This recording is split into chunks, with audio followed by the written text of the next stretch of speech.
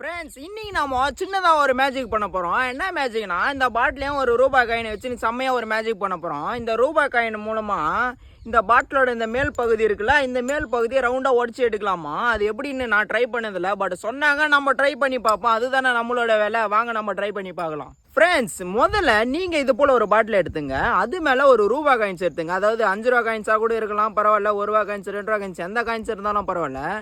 அது மேலே நல்லா இந்த காயின்ஸ் இப்படி நல்லா கரெக்டாக வச்சுன்னு உங்களோட ஒரு விரலை நல்லா ஃபோர்ஸாக அழுத்திட்டு நல்லா ப்ரெஸ் பண்ணிவிட்டு அப்படி டைட்னிங்கன்னா போதும், அது கண்டிக்கும்.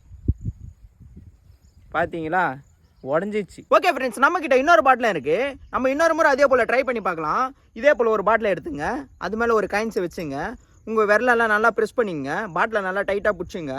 பிடிச்சிட்டு நல்லா ஃபோர்ஸாக அப்படி தட்டினீங்கன்னா இந்த பேர் கண்டிக்கிச்சிங்களா. நல்லா தான் இருக்குது இந்த மேஜிக்கு. நீங்களும் ஒரு முறை ட்ரை பண்ணி பாருங்கள் கைஸ்.